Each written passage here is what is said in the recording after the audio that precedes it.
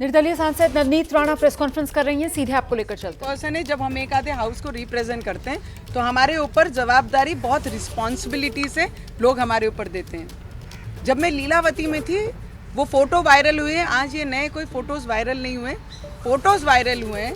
BNC का एक आधा व्यक्ति अपने प्राइवेट ट्रीटमेंट के लिए कोई हॉस्पिटल जाता है, ये कौन से किसी को राइट्स कौन से, अगर मैं अंडर ट्रायल होती, अगर मैं जेल से उनके कस्टडी में होती और हॉस्पिटल जाती, so then the department has all the rights कि मेरे अगेंस्ट वो जो इंक्वायरी करना है वो हॉस्पिटल से कर सकते हैं, या उनका ऑफिशियली वो डिपार्टमेंट का है, बीएनसी का नहीं है, कोई भी मेंबर का नहीं है। और जिस तरीके से एक महिलाओं के पर्सनल क्या चेकअप हुए हैं, किसका ट्रीटमेंट हुआ है, क्या मेडिसिन चालू है, ये पूछने का राइट्स इस देश में आज तक किसी भी हाउस को किसी ने दिया नहीं है। उसके अगेंस्ट उद्धव ठाकरे काम कर रहा था। मेरा उद्धव ठाकरे जी को सवाल है, क्वेश्चन था उस दिन भी था और आज भी है। और जो महिलाएं जाके वहाँ पर पूरी फैकल्टी को टॉर्चर कर रही हैं, डॉक्टर को क्वेश्चन आंसर कर रही हैं, खुद कंपाउंडर है और वो डॉक्टर को क्वेश्चन कर रही हैं कि आपने क्या ट्रीटमेंट दी है, तो मुझे हंसी भी आई और मुझे दुख भी हुआ कि एक महिला की प्राइवेट चीज़ों के बारे में ओपनली चर्चा करके उनकी इंक्वायरी की, एमआरआई की रिपोर्ट, ट्रीटमेंट की रिपोर्ट, उनमें क्या प्रॉब्लम है वो मांगने का राइट्स उन्हें किसने दिया।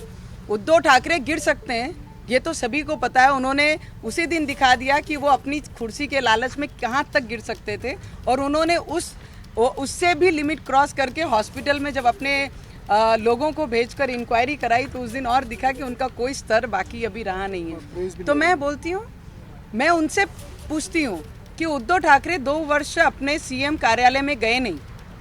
उन्होंने उसका एक ही रीज़न दिया कि भाई मेरी तबीयत खराब है, इसके लिए I can not afford to move out from my house and I am scared of corona, इसके लिए मैं घर से बाहर नहीं जा सकता हूँ। उद्धव ठाकरे जी ने उसकी पूरी एमआरआई से लेके, ट्रीटमेंट से लेके, मेडिसिन से लेके, ऑपरेशन से लेके सब डिटेल मुझे दे दें।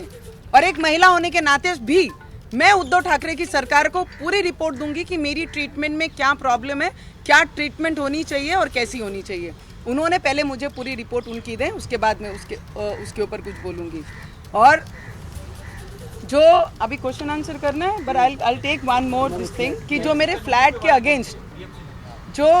के अगेंस्ट मुझे नोटिस दी है, आज ये मुझे लगता है वो फ्लैट में मुझे रहते हुए 7 वर्ष हो रहे हैं, 6 से 7 वर्ष हुए हैं।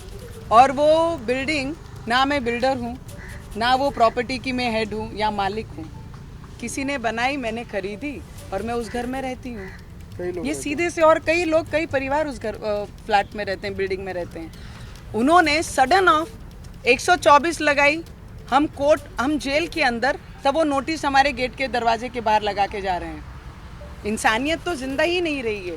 और आपने ही परमिशन दी है ऑनर को, जो बिल्डिंग के ऑनर थे, जिन्होंने बनाया, बिल्डर को सब दिए, आज नोटिस लगा के गए हैं।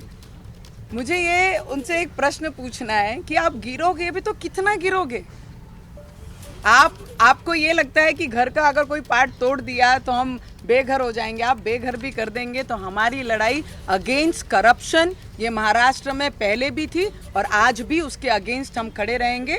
जो महाराष्ट्र का नुकसान करने के लिए आगे आ रहे हैं उसे पीछे खींचने का काम हम पूरी ईमानदारी से करेंगे। और जो नोटिस दिए हैं लीगली हम उसका उत्तर जरूर देंगे। हम लीगल पे विश्वास करते हैं और लीगली हम आगे जाएंगे। फ्लैट के अंदर जो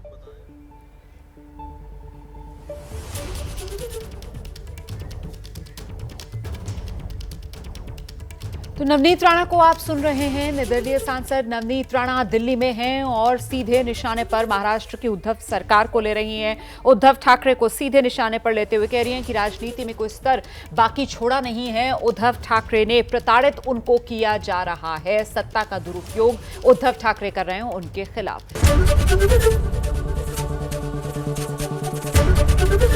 एबीपी न्यूज आपको रखे आगे।